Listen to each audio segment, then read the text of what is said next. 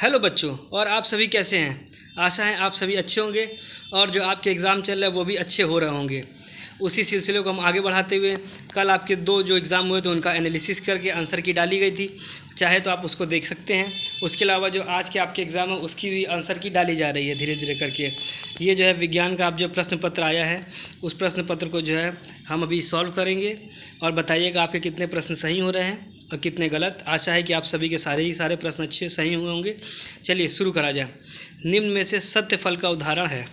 Option A काजू, option B सेब, option C आम या ऑप्शन डी अनानास। तो जो सत्य फल का उदाहरण है यह आम है। चलिए अब अगला प्रश्न देखा जाए। दही से मक्खन को पृथक करने की विधि है। तो दही से मक्खन की जो पृथक करने की विधि होती है अपकेंद्रण विधि होती है। चलिए अब अगला प्रश्न देखा जाए। पौधे की कलम लगाना एक प्रकार का जनन है, तो ये किस प्रकार का जनन होगा। ऑप्शन ए अलैंगिक जनन, ऑप्शन बी लैंगिक, ऑप्शन सी अनिषेचन या ऑप्शन डी कायिक। तो यह जो होता है कायिक जनन होता है।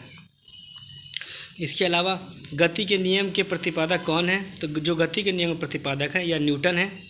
इसके अलावा निम्न में से कौन सा पदार्थ ऊर्ध्वपातज होगा नहीं है। तो यह जो होता है नमक जो होता है ऊर्ध्वपाचक नहीं है। आपको पता होगा ऊर्ध्वपातक क्या होते हैं। यह वो होते हैं जैसे कोई जो पदार्थ है उसको जब हम गर्म करते हैं तो सीधे सीधे लिक्विड ना बदल के सीधे वाष्प में बदल जाता है, तो यह ऊर्ध्वपातज कहलाते हैं इस प्रकार के लिक्विड को। इसमें जैसे नौसादा, आयोडीन, कपूर तीनों ही होते हैं। नमक जो है इसका आंसर होगा, नमक नहीं होता है। चलिए बच्चों अब आगे देखा जाए। अगला प्रश्न है हरे पौधे को स्वपोषी एवं जंतुओं को परपोषी क्यों कहा जाता है। तो जो हरे पौधे को स्वपोषी इसलिए कहा जाता है क्योंकि वो अपना भोजन स्वयं बनाते हैं और जंतु अपना भोजन दूसरों पर निर्भर करते हैं, इसलिए परपोषी कहलाते हैं।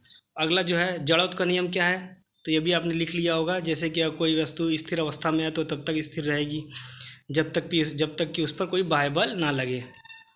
जैसे कोई कुर्सी अगर रखी हुई है कमरे में तब तक नहीं हिलेगी जब तक कि वो उस पर कोई भी व्यक्ति आके बाह्य बल लगा के ना हिलाए।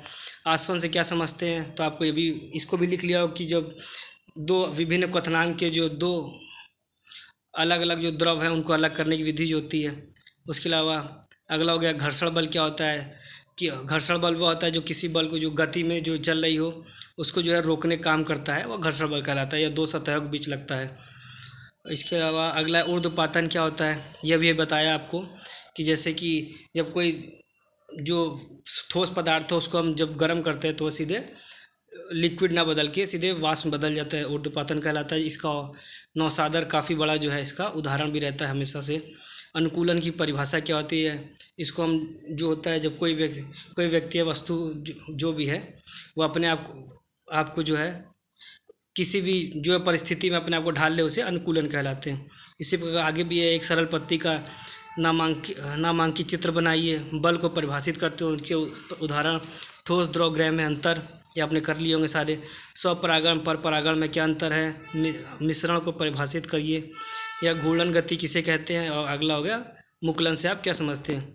तो आपका आशा करते हैं आप सभी का एग्ज़ाम बहुत अच्छा हुआ होगा। इसके अलावा आपने ऑप्शनल क्वेश्चन देख लिए होंगे, इससे आपको पता चल गया होगा आपके कितने क्वेश्चन सही हैं कितने गलत हैं। इसी के साथ आप कमेंट करके बताइएगा आपके कितने प्रश्न सही हो रहे हैं। चलिए इसी के साथ हम आपका एग्ज़ाम को ध्यान में रखते हुए जल्दी वीडियो ख़त्म करते हैं। इसी के साथ धन्यवाद और आज की वीडियो समाप्त करते हैं।